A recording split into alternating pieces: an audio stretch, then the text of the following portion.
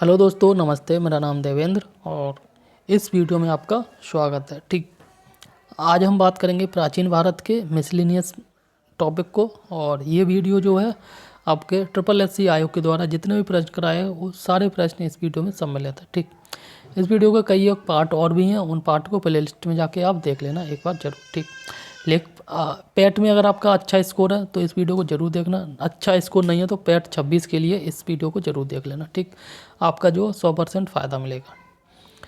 तो पहला प्रश्न कह रहा है कि 6वीं से जो है 14वीं शताब्दी तक निम्नलिखित में से कौन सा सबसे शक्तिशाली महाजनपद था। ठीक, तो सबसे शक्तिशाली महाजनपद था मगध महाजनपद। कौन सा था? मगध। और यहाँ पे देख सकते हैं UPSSC बेटियों की ये परीक्षा में आया है और ये परीक्षा हुई थी 26 जून 2023 को प्रथम पाली में। ठीक, यहाँ पे कह रहा है महाजनपद काल के दौरान 16 महाजनपदों की सूची में सर्वाधिक शक्तिशाली महाजनपद मगध था। इसकी राजधानी राजगृह थी या जो गिरिब्रज थी, जो बाद में पाटलिपुत्र स्थानांतरित हो गई थी। दिए गए प्रश्न में 6वीं से 14वीं शताब्दी का उल्लेख जो होना तो पूर्ण है, क्योंकि जो है आगे कह रहा है क्योंकि महाजनपद काल का प्रारंभ 6वीं शताब्दी के लगभग माना जाता है। ठीक, आगे प्रश्न कह रहा है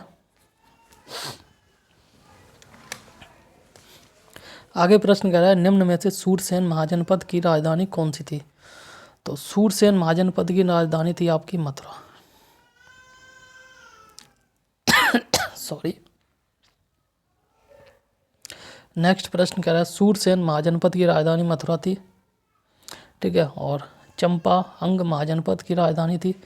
चंपा जो है अंग महाजनपद की राजधानी, सूरसेन मथुरा की राजधानी थी।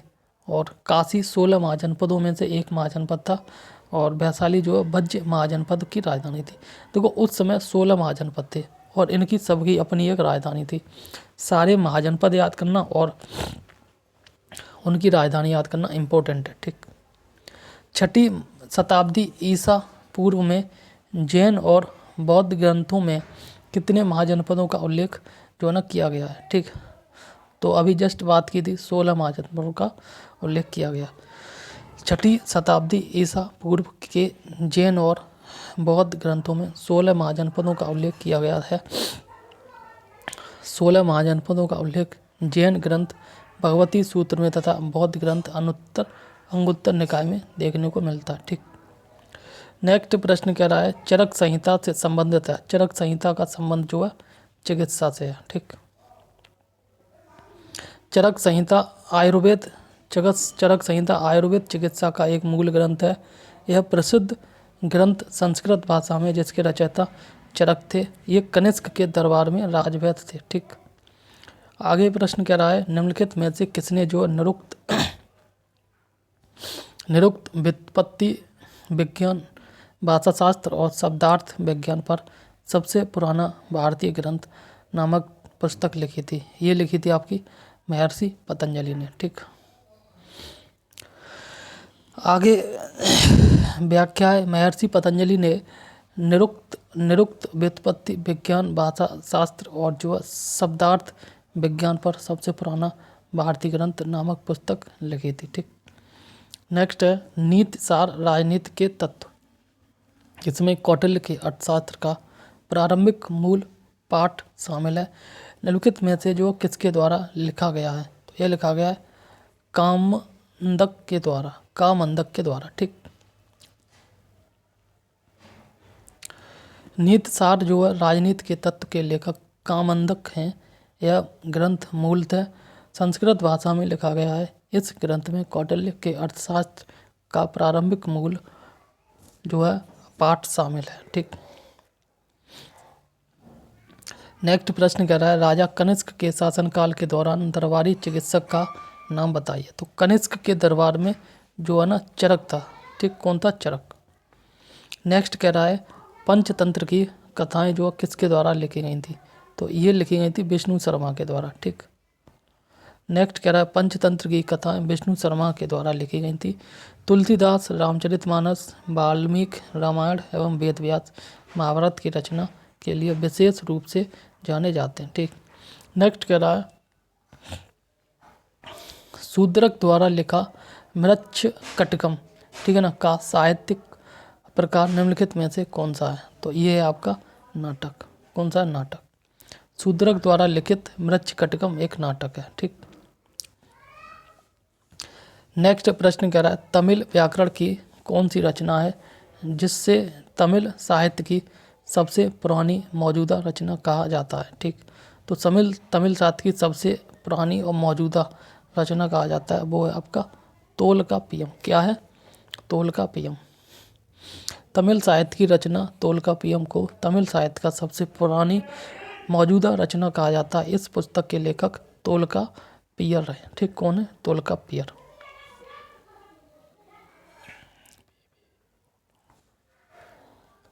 निम्नलिखित किनके बीच तक्षशिला शहर स्थित है?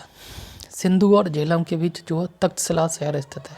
कौन सा? तक्षशिला। आज की डेट में पाकिस्तान में। किन दो नदियों के बीच में? सिंधु और झेलम। ठीक। सिंधु नदी जो है ना, इसकी 4-5 जो है ना सहायक नदियां हैं। ठीक। तक्षशिला जो है आधुनिक पाकिस्तान में सिंधु और झेलम नदियों के मध्य में अवस्थित है।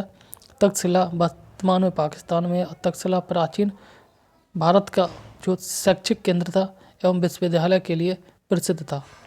चाणक्य तक्षशिला विश्वविद्यालय के आचार्य थे। ये वही चाणक्य हैं जो चंद्रगुप्त मौर्य वंश के चंद्रगुप्त के जो है ना प्रधानमंत्री थे। ठीक। नेक्स्ट, भारत में नवपाषाण काल का गुफा चित्रकारी कहाँ मिलती है? तो ये मिलती है भीमबेटका। भीमबेटका कहाँ पे है? मध्य प्रदेश में। ठीक। तो नवपाषाण काल का जो गुफा चित्रकारी मिलती है भीमबेटका है मध्य प्रदेश में। प्रश्नगत विकल्पों में से भारत में नवपाषाणकालीन गुफा चित्रकारी के कुछ उदाहरण भीमबेटका में मिलते हैं। यद्यपि भीमबेटका मध्य पाषाणकालीन गुफा चित्रकारी हेतु प्रसिद्ध है। भीमबेटका मध्य प्रदेश में विंध्य पर्वत श्रृंखला के पद स्थली में स्थित है। यह यूनेस्को के विश्व विरासत स्थलों में शामिल है। ठीक। निम्नलिखित में से किस युग में जो है तांबे का पहली बार उपयोग किया गया था? ठीक है। तो ये आपका यूज किया गया था ताम्रपाषाणकालीन युग में। ठीक। इसकी व्याख्या देखते हैं।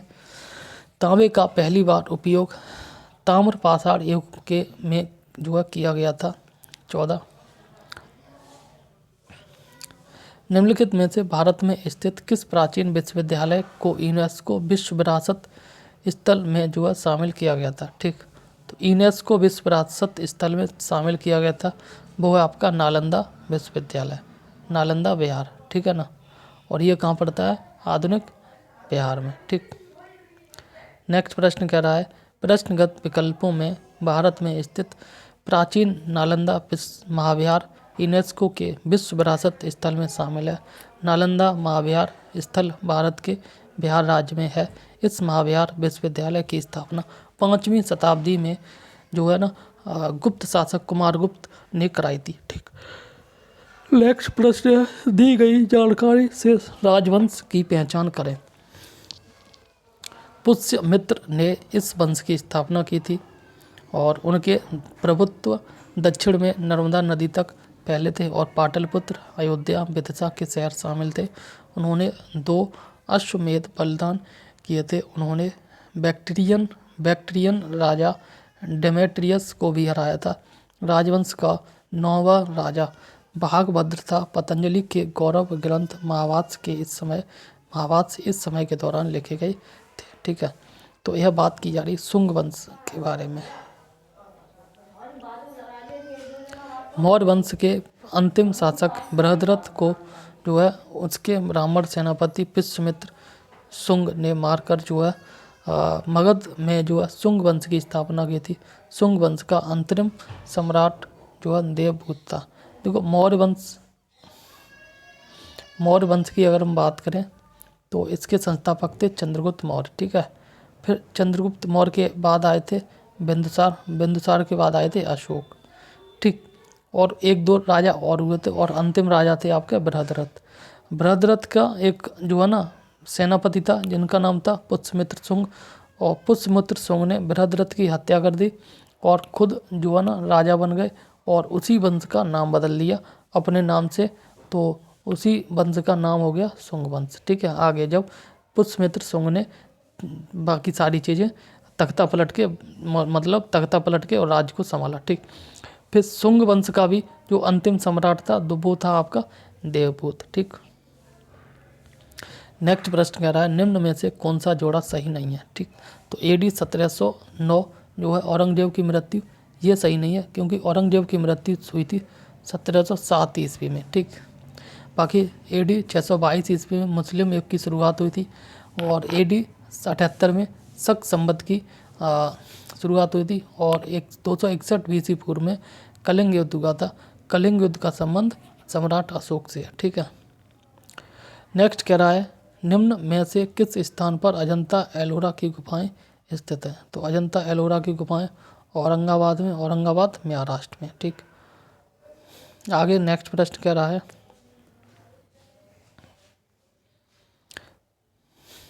यहाँ पे कह रहा है कि निम्नलिखित किस क्रम में भारत आए थे, यानी कि जो भारत विदेशी जो थे किस क्रम में आए थे भारत।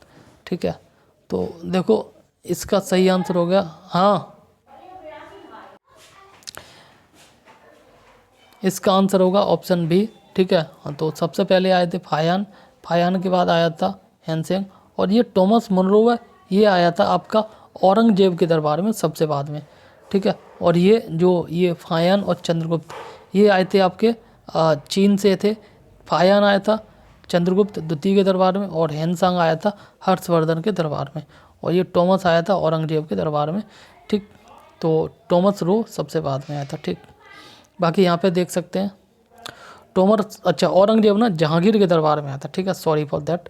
तो टॉमस रो जो है जहांगीर के शासनकाल में ब्रिटेन के राजा जेम्स प्रथम के दूत के रूप में सन 1615 ईस्वी में सूरत में पहुंचा था। ठीक, फिर चंद्रगुप्त द्वितीय के दरबार में फायान आया था, चीनी बौद्ध यात्री था, 402 से 412 ईस्वी तक भारत में रहा था।